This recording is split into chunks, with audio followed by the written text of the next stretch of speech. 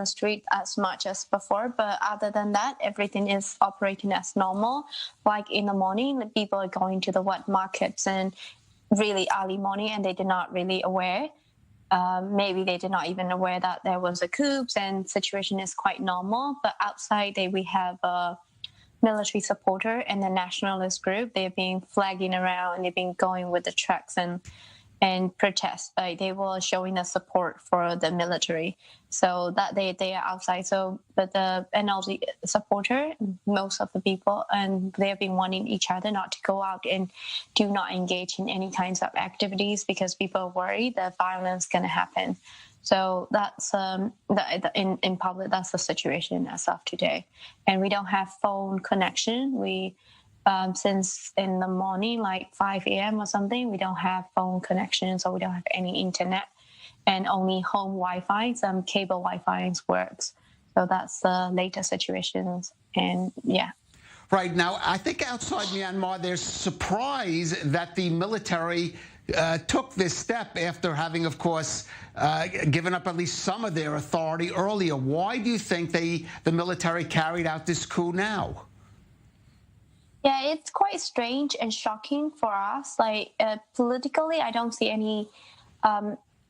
It's strange for military to take this kind of move, given that we have been facing the trial in international courts, and also like the country have been moving forward and has been going onward. But I don't really understand this kind of move, and maybe because it did somehow relate to the landslide victories, the second time landslide victories of the NLD in the 2020 elections, and that might freak them out, and they might feel that they are losing power, even though the 2008 constitution, which they drafted for many years, which give the military an upper hand. They don't feel like they got enough power. They may feel like their power is being threatened by the civilian government. Maybe they freaked out, and that's how they decide to do the military coups. I think there's also surprise that Aung San Suu Kyi has been arrested. I mean, it was looking like she was almost bending over backwards to work with the military, especially on the Rohingya issue, which generated a lot of negative publicity for her board. What do we know about her fate? What's happened to her under this arrest? We're not quite sure about what's going on with them because we don't hear much of the Naypyidaw news.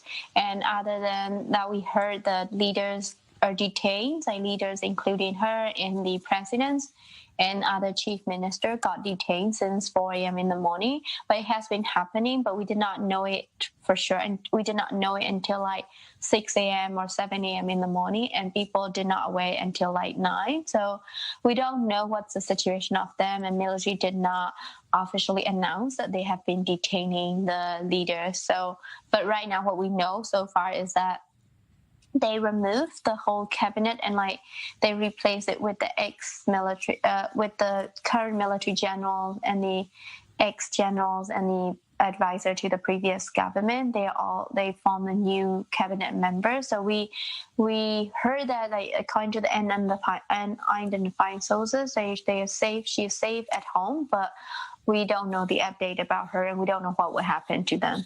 Right. Now, this move is already drawing international condemnation. How susceptible do you think the military are to outside pressure to stand down here? Yeah, according to recently, it looks like they have a thin skin towards the international criticism, that they have been facing lots of pressures, and the analysts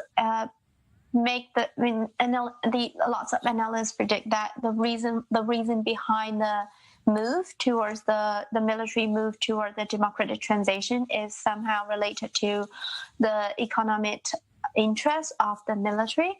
So with the country open up, we got more investments, and the country other developments are going around, which kind of benefit the military. So with this pressure, I think they will be.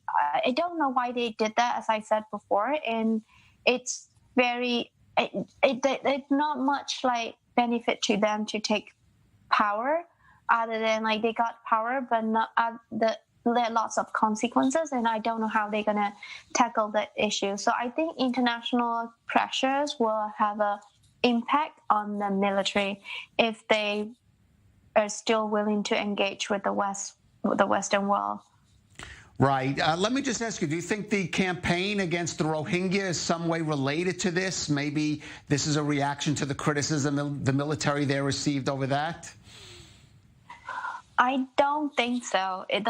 These are two separate issues. I think, military may be a bit scared of they don't like the fact that Aung San Suu Kyi presented herself at the international court of justice, and they don't like the fact that she won there. And so that might freak them out a little bit, but I don't see the connections here at this point, because they even stopped the civil war for a while. We have a civil war going on, and they make a ceasefire period while they can take care of the coup. All right. Well,